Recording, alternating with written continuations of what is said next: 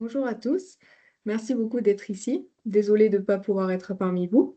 Je suis tout de même ravie aujourd'hui de pouvoir vous présenter mon projet de fin d'études qui consiste en la modélisation des stockages souterrains d'hydrogène vert. Avant de vous présenter mon projet, un petit peu de contexte.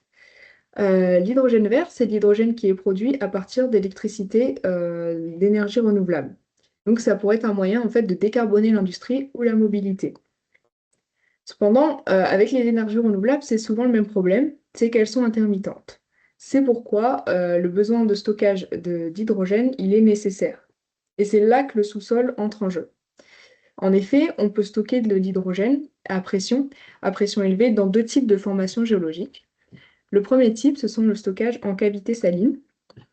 Elles peuvent être situées jusqu'à 1500 mètres de profondeur.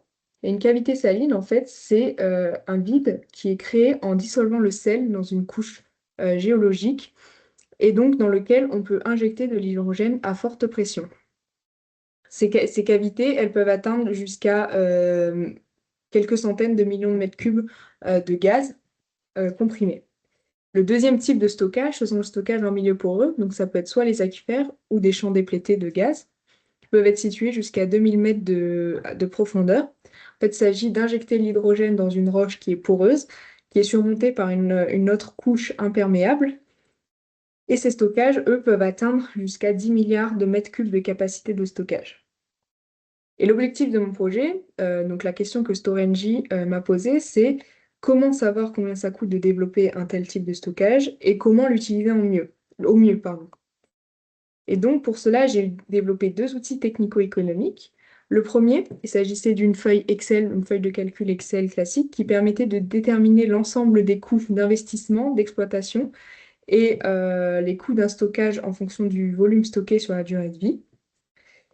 Et le deuxième outil permettait de répondre à la question comment utiliser au mieux le stockage. Et en fait, c'était un algorithme d'optimisation linéaire qui permettait en fonction des prix de l'électricité, de la demande en hydrogène et des caractéristiques géologiques du stockage, de donner les meilleurs moments pour injecter et soutirer de l'hydrogène dans ces formations géologiques.